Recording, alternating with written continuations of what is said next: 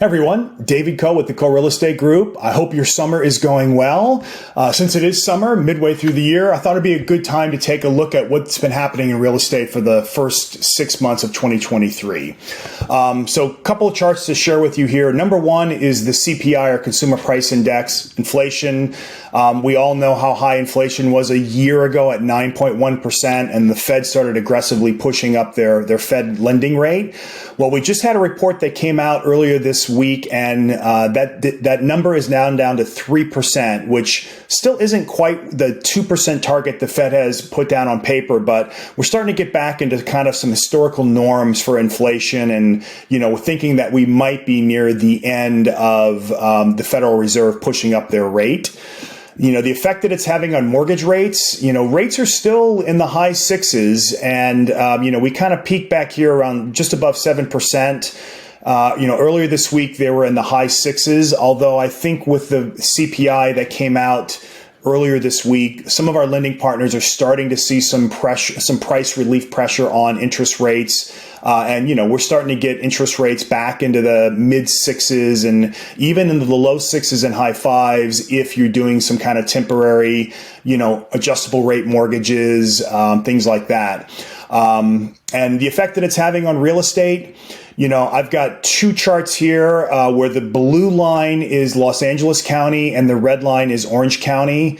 So the first thing we're going to look at is the number of new listings. Back in December of this year or last year and going into January of this year, boy, there was hardly any inventory at all on the market. And as you can see, that's been slowly climbing, although we seem to have leveled off, here in June. We always see a bit of a, usually, we're peaking in June on inventory. You can see back in 2022, even in 2021, this is usually when we're peaking on inventory, and we just didn't quite get up there this year. We like to call this the golden handcuffs. We've got a lot of our clients that either refied or bought somewhere when rates were in the low threes or the twos, and the thought of having to sell their property for a higher interest rate, is really limiting the amount of supply that we have in the market. Consequently, pending sales have also dropped. We did have a bit of a resurgence coming into the spring of this year, but it's dropped this year, and it's not because of demand. It's mostly because of supply. We just don't have enough inventory right now. When we look at days on market, January of 2023, we almost had 30 days of houses sitting on the market, which seems so high, but really that's actually pretty normal when you think of things historically. But look at where we're at right now. We're down to, almost single digit days on market, almost back to where we were, spring of last year, 7 days, single digit days on market.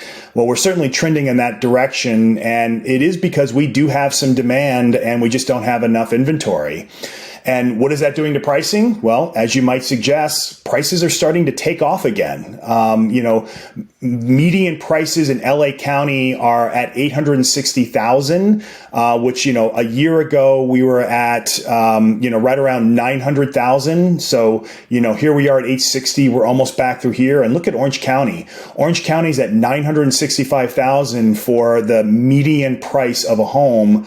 And we peaked in April of last year at, almost $990,000. So pricing is strong. And I think what we're seeing in the marketplace is, when people look historically at real estate, this is a chart from a good friend of mine, Brett Leitner, put this together, looking at appreciation rates since 1942. Everything in green are when prices appreciated. Everything in red is where prices actually went down.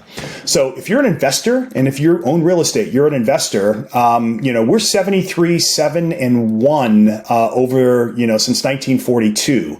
So historically, real estate has appreciated, and you can see that right now we're starting to see some appreciation happening in the market. And when rates do come down into the fives, all this pent up demand, when we look at transaction volume, actual closed sales, we can see how much volume has tanked since, back in June of last year.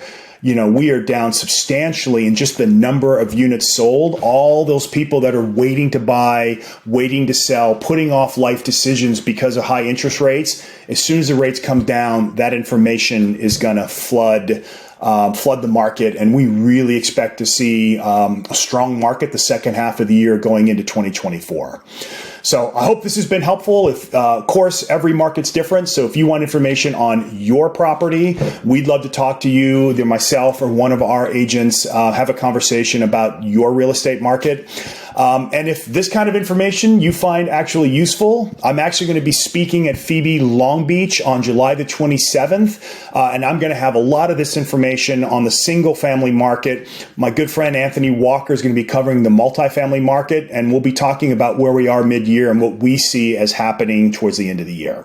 So David Coe with the Coe Real Estate Group, I hope you're doing well, and I hope to talk to you soon.